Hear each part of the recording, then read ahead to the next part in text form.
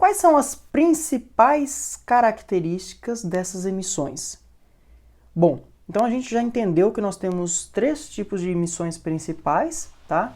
Que é a partícula alfa, a partícula beta e a radiação gama, tá?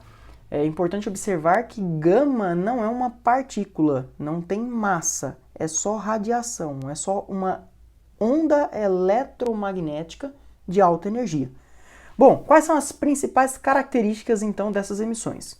Quanto à natureza, primeiramente. Bom, qual a natureza da emissão alfa? A emissão alfa é um núcleo de um átomo de hélio. Um átomo de hélio, ó, tem número 2 como número atômico e número 4 como número de massa. Se eu tirar os seus 2 elétrons, fica só o núcleo, tá? Se eu tirar os 2 elétrons do hélio, fica só o núcleo. Então, é um núcleo de hélio. Um núcleo de hélio vai ter carga positiva, porque eu tirei os 2 elétrons, tá? Qual que é a natureza da partícula beta? Nós já descobrimos que a partícula beta é um elétron energizado. Esse elétron energizado, atenção, ele vem do núcleo, tá bom? Ele vem do núcleo, ele não vem da eletrosfera. Lembre que radioatividade é um fenômeno atômico. Nós vamos entender depois como é que um elétron sai do núcleo, beleza? E por último, qual que é a natureza da radiação gama? Bom, a radiação gama, ela vai ser uma onda eletromagnética, tá? Ela vai ser uma onda eletromagnética de alta energia. Bom, falando da massa agora, as partículas alfa, como são um núcleo inteiro de um átomo de hélio, são partículas pesadas, tá? Então a massa é bem alta, são partículas pesadas. Já a partícula beta são partículas leves. Já a radiação gama, ela não tem massa. Quanto à carga, vamos comparar essas emissões agora quanto à carga. Bom, a partícula alfa tem carga positiva. A partícula beta tem carga negativa. Já a radiação gama, ela também não tem carga, ela não sofre a ação de um campo eletromagnético, é importante a gente lembrar. Bom, já a partícula alfa, quanto à velocidade, por ela ser pesada, ela é uma partícula lenta. Se ela é muito lenta, ela vai ser em torno de 5% da velocidade da luz. A sua velocidade vai ser em torno de 5% da velocidade da luz. Já a partícula beta, como é só um elétron, ela é uma partícula bem leve. Como ela é muito leve, ela vai atingir velocidades muito altas, em torno de 95% da velocidade da luz. Já a radiação gama, como ela não tem massa nenhuma, ela vai viajar em velocidades altíssimas, velocidades que serão muito próximas à velocidade da luz. Bom, o que é o poder de ionização? Bom, ionização a gente já aprendeu que é arrancar elétrons. Quem é que tem o maior poder de arrancar elétrons de uma determinada estrutura, de um determinado átomo? Quem tem carga, tá? Quem tem carga vai ter um poder de ionização muito alto. Por exemplo, ó, se eu pensar na partícula alfa que tem carga positiva, lembre-se que positivo atrai negativo, o poder de ionização da partícula alfa é muito alto, tá?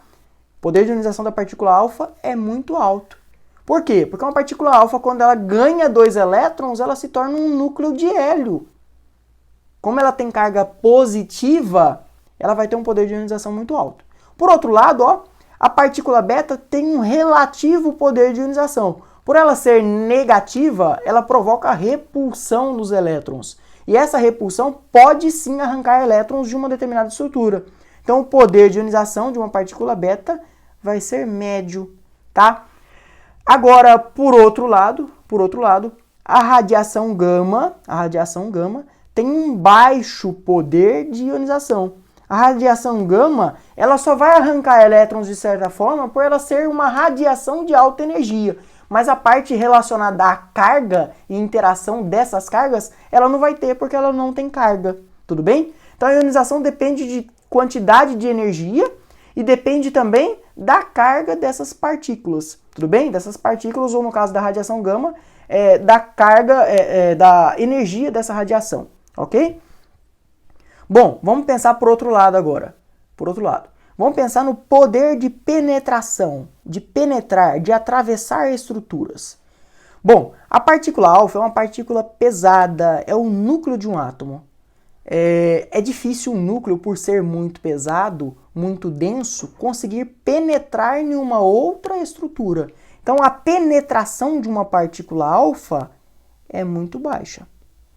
Por outro lado, já a partícula beta vai apresentar uma penetração, vai conseguir atravessar estruturas de forma média, em torno de 50 a 100 vezes a penetração da partícula alfa. Então vai penetrar em torno de 50 a 100 vezes mais do que a partícula alfa. E por outro lado, a radiação gama tem uma penetração altíssima. Por ela não ter carga e não ter massa e ter muita energia, ela consegue penetrar com uma facilidade muito grande. A sua penetração é extremamente alta. Inclusive, a sua penetração é maior do que a dos raios X. Ok?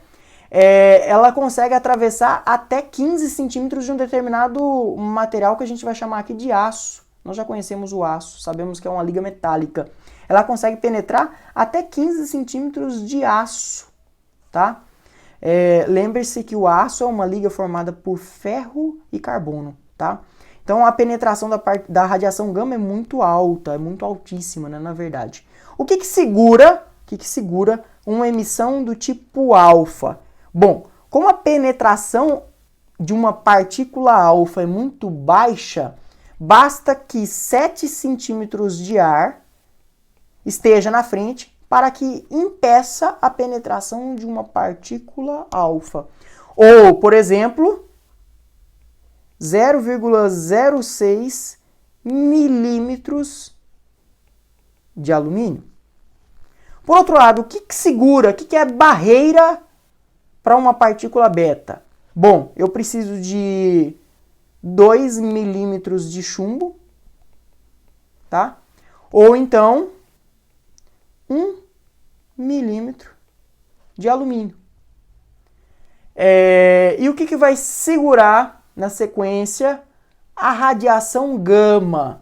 A radiação gama, como ela penetra bastante, a gente precisa de uma espessura muito maior.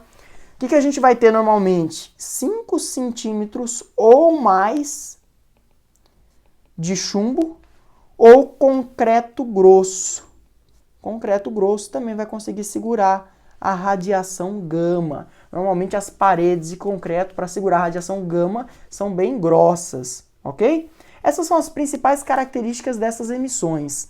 É importante a gente lembrar que essas emissões são classificadas também como radiações ionizantes. Tanto a emissão alfa quanto a emissão beta, tanto a radiação gama são radiações ionizantes. O que significa ela ser uma radiação ionizante? Significa que ela tem energia suficiente para arrancar elétrons. Arrancar elétrons a gente sabe que é ionizar. E se elas têm capacidade de ionizar, arrancar elétrons, isso vai ser completamente prejudicial à vida. Pensa, por exemplo, se a radiação ionizante incidir numa proteína no seu corpo, e essa proteína está relacionada a alguma função, na hora que eu atacar a estrutura dessa proteína ou dessa biomolécula e eu arrancar elétrons, eu vou estar arrancando elétrons de átomos de carbono, de átomos de nitrogênio, de átomos de oxigênio, de átomos de enxofre, talvez. Isso vai alterar a estrutura dessa proteína. Na hora que eu altero a estrutura dessa proteína, por exemplo, eu altero diretamente o papel dela no organismo. Então isso pode, inclusive, ser prejudicial à vida. Tudo bem? Por outro lado, se essa radiação ionizante atinge um átomo ou uma molécula, o que ela vai fazer? Ela vai formar íons ou radicais livres.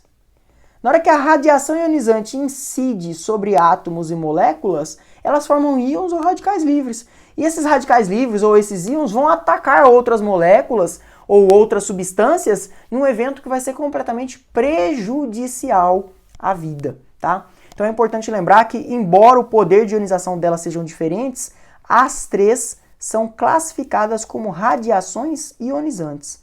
As três podem sim arrancar elétrons num evento que é prejudicial à vida. Tudo bem?